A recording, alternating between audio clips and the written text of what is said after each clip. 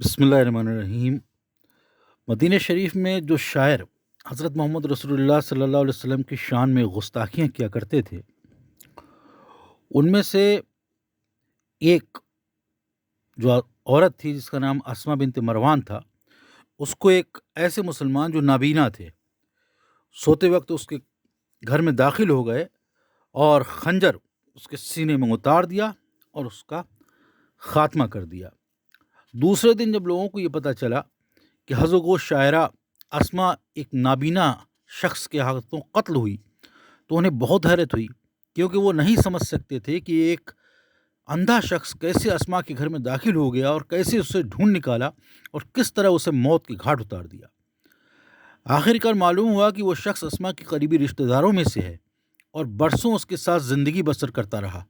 وہ گھر کے کونے کونے سے واقف تھا اور اسما کی عادتوں اور طریقوں کو بھی جانتا تھا اور جانتا تھا کہ وہ عورت کہاں سوتی ہے۔ ایک نابینا شخص کے ہاتھوں اسما کے قتل کی خبر تیزی سے مدینہ میں پھیل گئی اور حضرت محمد صلی اللہ علیہ وسلم کو بھی مسجد میں یہ خبر سننے کو ملی۔ جب وہ نابینا شخص مسجد میں آئے تو رسول اکرم صلی اللہ علیہ وسلم نے دریافت کیا، کیا اسما کو تم نے موت کے گھاٹ اتارا ہے؟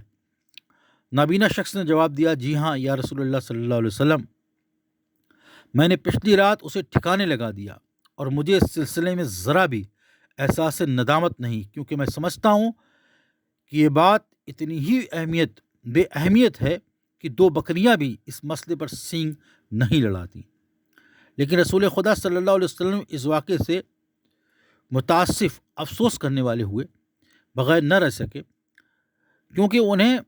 ہر طرح کے خون قرابے سے نفرت تھی۔ آپ کو اس بات کا بھی دکھ تھا کہ اسلام دشمن عناصر مسلمانوں کی تحمل مزاجی کا ناجائز فائدہ اٹھاتے ہوئے انہیں ایسا اقدام کرنے پر اکسا رہے ہیں جس میں ان کی اپنی مرضی شامل نہیں۔ لیکن آپ صلی اللہ علیہ وسلم نے اسما کے قتل کے سلسلے میں دخل اندازی نہیں کر سکتے تھے، کیونکہ میثاق مدینہ کے مطابق ہر قبیلہ اپنے اندرونی معاملوں میں خود مختار تھا، اور جب قاتل اور مقتول دونوں ایک ہی قبیلے سے ہوں تو دوسرا سزا دینے کے لیے دخل اندازی نہیں کر سکتا تھا، بلکہ اس شخص کی سزا اس کے اپنے قبیلے کے فیصلے پر منحصر ہوتی تھی۔ اسما کے بعد قعب بن اشرف نامی شاعر بھی ایک مسلمان کے ہاتھوں اپنے انجام کو پہنچا، اور اس بار بھی مرنے والا اور مارنے والا دونوں ایک ہی قبیلے سے تعلق رکھتے تھے۔ مدینے میں ایک اور شاعر بھی تھا جس کا نام